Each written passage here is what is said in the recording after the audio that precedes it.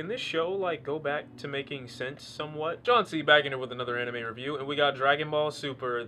It's the one show that I do weekly that I wonder how it's gonna surprise me next, and that surprise is not always good. Picking up where we left off with Goku still trying to convince Android 17 to join their team because they have to participate in the Tournament of Power. And 17's still not convinced, so Goku brings up the idea of Super Dragon Balls, which really intrigues Android 17 for some reason. Find out at the end of the episode, Android 17 actually wants to use his wish for a yacht, which, I mean, I guess everybody's got dreams. The vast majority of this episode is literally spent with them going against this alien poacher, basically. He's been going to all these other worlds, all these other universes, and basically taking their animals and trying to, I guess, make profit from them. Like I said in the previous episode review, he's coming to Earth because the main thing he wants is the Minotaur. Its horns can be used, I guess, to, emit immortality. I don't know if that's true. He doesn't really care. He just knows it's worth a ton of money. So he's just gotta have it. And throughout a lot of this episode, we still see that Android 17 carries a lot of the tendencies that he did in the Z series by being really calm, cool, and collected,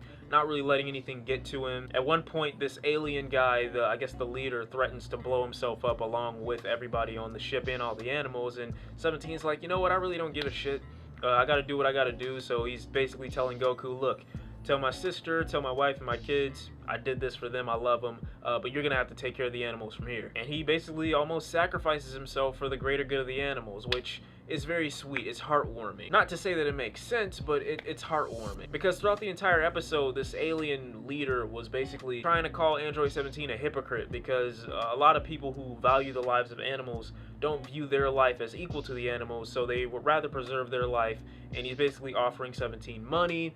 He's offering him a chance to spare his life to prove that Android 17 is a hypocrite. And Android 17 doesn't fall for the bait. He stands firm and tackles this motherfucker out of a window. Goku unnecessarily goes Super Saiyan Blue. Cause why not? Super Saiyan no longer exists in this world. Just go blue. Beerus is having these bad dreams, and this omen, basically he had a dream that Goku died, and I'm guessing he's trying to connect this to the inevitable Tournament of Power that they're about to participate in, and basically saying Goku made a big mistake even suggesting that we do this, which I agree with. Goku is a savage. He just doesn't care. I mean, it would be a touchy subject for me if I brought somebody who I thought might blow themselves up to the same place that I basically got everyone killed. Like, he brings this guy who threatens to blow himself up, of course, to King Kai's planet, because why not? After you had already had Cell blow himself up on King Kai's planet, which is why he's dead right now. And King Kai's freaking out, rightfully so. Goku calms down the situation by saying this guy's not strong enough to handle the gravity here. And Dende, for whatever reason, says that he's lying. I mean, I don't know why they needed,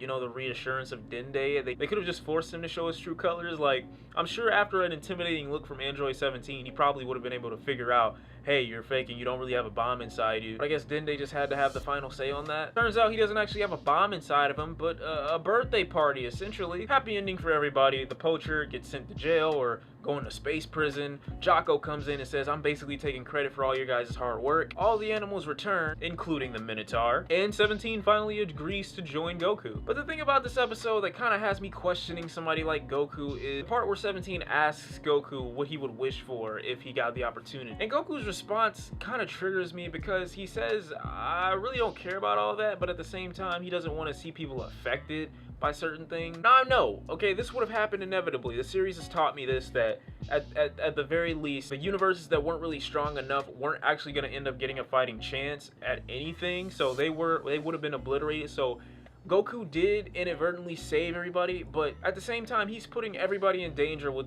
this Tournament of Power. But at the same time, he's saying that he wants to protect people, but it just seems like him wanting to fight strong people constantly contradicts what he's trying to do. He wants to protect people, but at the same time, he's constantly putting them in harm's way. And I hope this becomes a theme. I hope people start to question Goku for his judgment. I hope that Goku has some type of internal conflict that causes him to have a change or, you know, mature in some way. I'm really excited for next week's episode because Gohan looks like he's going all out against Piccolo, which I'm really happy about. We're finally getting some father-son bonding, so I can't wait for that. Hope you guys did enjoy the video. If you did enjoy the episode, go ahead and leave your comments down in the section below. I'd be happy to hear what your favorite part or worst part of this episode was. And I'll see you next week for Dragon Ball Super episode 88. Thank you guys for watching. I'll see you in the next one.